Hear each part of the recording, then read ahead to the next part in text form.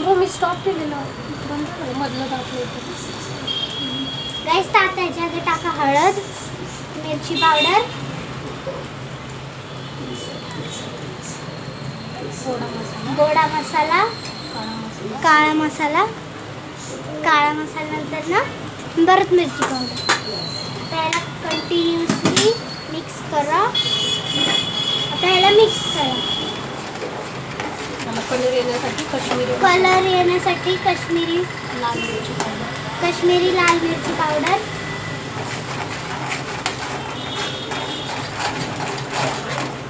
याला मिक्स करा.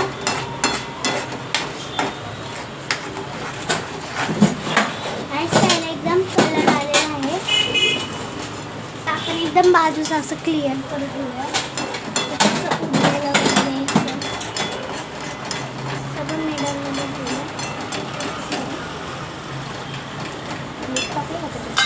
आता थोडंसं मीठ टाका 1 चमचा आणि त्याला मिक्स करा परत.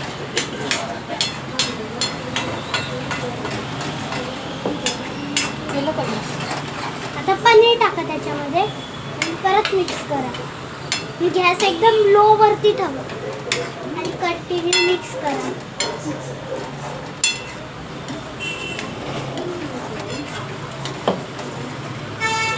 आता त्याच्यामध्ये आपण जे मिक्सचर बनवलं होतं ना ते टमाटा कांद्याचा ते पण ह्याच्यामध्ये टाकून द्या आणि असं एकदम पाणी सारखं करा त्याला.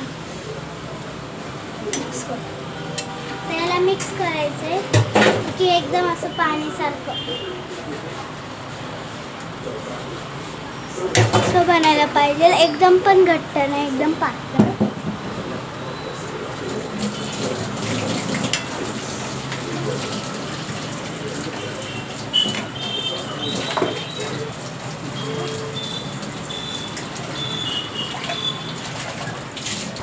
गाईस त्याला 10 ते 15 मिनटं शिजून द्या.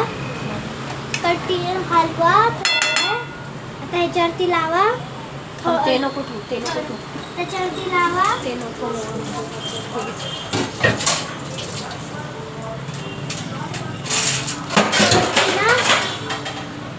असं झाका, चमचा काढा, त्याचं प्लेट झाका.